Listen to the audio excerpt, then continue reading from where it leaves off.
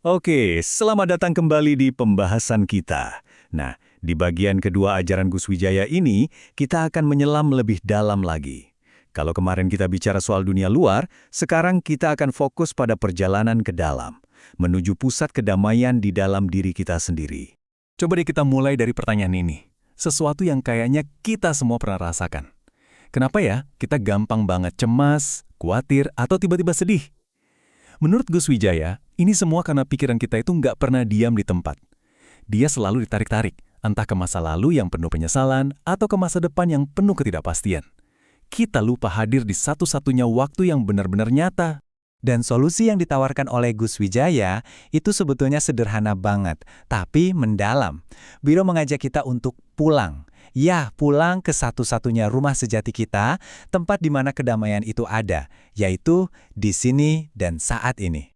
Nah, pertanyaannya kan, gimana caranya kita pulang kalau di dalam rumah kita sendiri lagi berantakan sama emosi-emosi sulit? Oke, kita masuk ke bagian pertama. Seni melepaskan beban batin. Langkah paling awal, kata Gus Wijaya, adalah dengan konsep mengalir. Jadi, bukannya melawan perasaan gak enak yang muncul, kita justru diajak untuk mengalir bersamanya. Coba bayangin, kalau kita melawan arus sungai, yang ada kita cuma capek sendiri kan? Nah, begitu juga dengan emosi. Makin dilawan, makin kuat dia.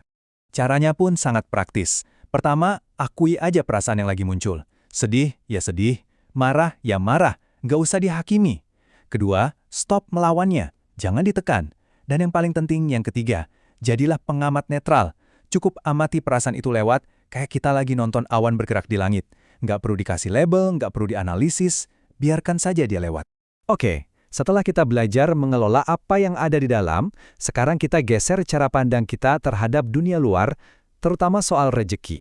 Ini ide yang menurut saya keren banget.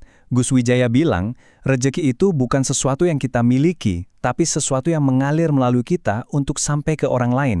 Jadi, posisi kita ini sebenarnya cuma perantara, cuma kurir yang dipercaya Tuhan buat nganterin paket rejeki. Nah, ini akhirnya membawa kita pada dua pilihan pola pikir. Ada pola pikir terbatas yang isinya takut kurang, pelit, hitung-hitungan. Pola pikir ini justru menyumbat aliran rezeki. Di sisi lain, ada pola pikir berlimpah yang percaya pada aliran, yang melihat memberi itu bukan kerugian, tapi sebuah tugas.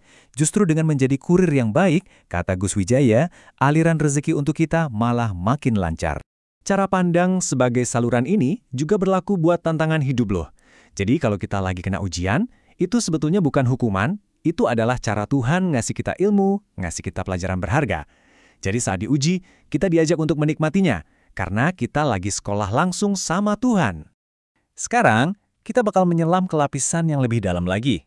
Kita nggak cuma mengubah cara pandang, tapi kita akan coba mempertanyakan label-label yang selama ini kita tempelkan pada setiap kejadian. Ini yang disebut konsep dualitas. Ini kebiasaan otomatis pikiran kita untuk membelah dunia jadi dua, baik dan buruk, sukses dan gagal, untung dan rugi. Kalau dapat sesuatu yang enak, kita kasih stempel baik. Kalau dapat yang nggak enak, stempelnya buruk. Tapi, menurut Gus Wijaya, pada dasarnya setiap peristiwa itu netral, nggak ada labelnya. Persepsi kita lah yang ngasih muatan emosi. Contoh gampangnya hujan. Buat petani, hujan itu berkah. Tapi buat orang yang mau piknik, hujan itu bencana. Padahal hujannya ya sama aja, cuma air turun dari langit. Netral kan? Jadi, kuncinya ada di sini. Kedamaian sejati itu baru datang saat kita bisa menerima kedua sisi koin. Saat kita sadar kalau senang dan sedih, berhasil dan gagal, itu semua adalah bagian yang alamiah dari kehidupan. Semuanya satu paket. Kalau kita bisa menerima keduanya tanpa perlawanan, kita bisa melampaui dualitas itu. Nah, ini dia puncaknya.